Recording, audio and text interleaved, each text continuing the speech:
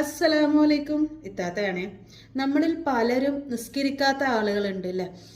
നിസ്കരിക്കാത്ത ആളുകളെ കുറിച്ച് പറയല്ല കേട്ടോ. എങ്കിലും പെരുന്നാളിന് നിസ്കരിക്കുന്ന ആളുകൾ, ജുമാക്ക് നിസ്കരിക്കുന്ന ആളുകൾ, എന്തെങ്കിലും പ്രയാസങ്ങളും പ്രശ്നങ്ങളും വരുമ്പോൾ നിസ്കരിക്കുന്ന ആളുകൾ, അങ്ങനെയുള്ള ആളുകളൊക്കെ ഉണ്ട് കേട്ടോ.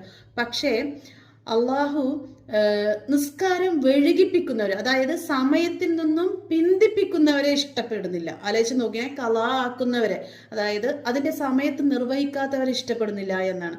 അപ്പോൾ മറ്റുള്ളവരുടെ കാര്യം ഒന്ന് ചിന്തിച്ച് നോക്കിക്കാൻ എത്രമാത്രം ഭയാനകമാണ് എന്ന്.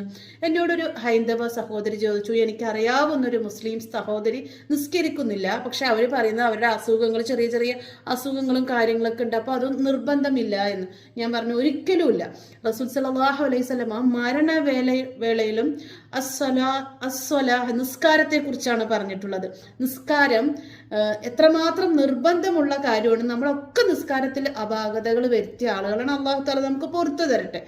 അപ്പോൾ നമ്മൾ ചെയ്യേണ്ട ഒരു കാര്യം, നമുക്ക് അറിവില്ലാത്ത കാര്യങ്ങളെക്കുറിച്ച് ഒരിക്കലും മറ്റൊരാളോട്, അത് നമ്മുടെ മതത്തിൽ നിന്നല്ല, ഏതൊരു മതത്തിൽപ്പെട്ട ആളുകളോടാണെങ്കിലും നമ്മുടെ അറിവില്ലായ്മ അവർക്ക് പറഞ്ഞു കൊടുക്കരുത്. നിർബന്ധമില്ല എന്ന് ഒരിക്കലും പറയരുത്. 5 വക്ത് നിസ്കാരം അത് നിർബന്ധം തന്നെയാണ്. അതാണ് ഇസ്ലാമിന്റെ അടിസ്ഥാനം. നിസ്കാരമില്ലാത്ത ഒരാളെ ശരിക്കും നമുക്കിടയിൽ ആരും ഒരു വലിയ ബഹുമാനം കൊടുക്കാറില്ല അല്ലെ? ബഹുമാനം മാത്രമല്ല കേട്ടോ, അള്ളാഹു അവരെ ഇഷ്ടപ്പെടുന്നില്ല.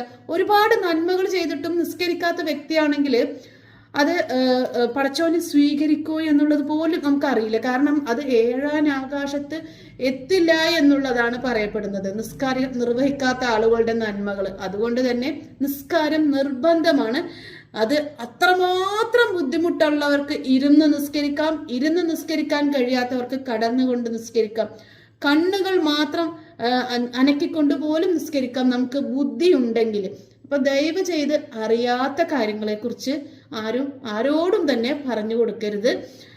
അറിവുണ്ടെങ്കിൽ പറയുക, അല്ലെങ്കിൽ ആ കാര്യത്തെക്കുറിച്ച് അറിയില്ല എന്നുണ്ടെങ്കിൽ അത് മൗനമായിരിക്കുകയാണ് ഏറ്റവും നല്ലത്.